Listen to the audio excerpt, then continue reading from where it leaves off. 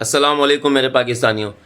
علیمہ خان با ہمت اور بہت بہادر بہن ہے، بالکل اسی طرح جس طرح فاطمہ جناح محمد علی جناح مطلب قائد اعظم کی وفادار اور بہادر بہن تھیں.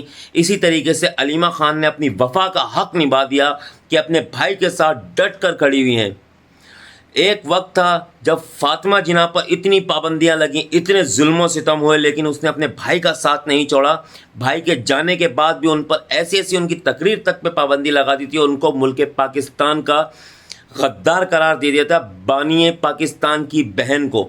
آج اسی طریقے سے بانی پی ٹی آئی کی بہن کو بھی غدار کہا جا رہا ہے، صرف اس بنا پر کہ اس کی بہن اپنے بھائی کے لیے ڈٹ کر کھڑی ہوئی ہے اور وہ ہر ہفتے اپنے بھائی سے ملنے کی حسرت کے لیے اڈیالہ جیل کے گیٹ پر پہنچی ہوئی ہوتی ہیں. کوئی بھی بہن ہوتی اپنے بھائی کے لیے اسی طریقے سے پہنچی ہوئی ہوتی.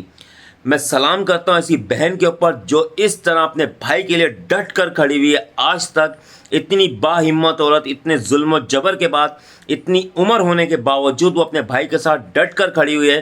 لیکن قائد اعظم اور عمران خان کی صرف ایک ہی غلطی تھی کہ انہوں نے اپنے رشتہ داروں کو دور رکھا، اپنے خون کے رشتوں کو دور رکھ کر غیروں کو سیٹیں دیں. آج اس کا انجام دیکھ لو. بہنیں آج بھی اڈیالہ پہ ہر ہفتے پہنچی ہوئی ہوتی ہیں کہ کسی طریقے سے ہمارا بھائی باہر آ جائے، اور جن پر عمران خان نے بھروسہ کیا وہ عیاشیاں کر رہے ہیں، کرسیوں پہ بیٹھے ہوئے ہیں، وزارتیں لے کر وہ عمران خان کے نام پر عیاشیاں کر رہے ہیں. لیکن یہ لوگ اس چیز کو نہیں جانتے، جس دن عمران خان نہیں رہا اس دن پی ٹی آئی بھی نہیں رہے گی، پی ٹی آئی کے چاہنے والے بھی نہیں رہیں گے. ہاں صاحب، زندہ باد.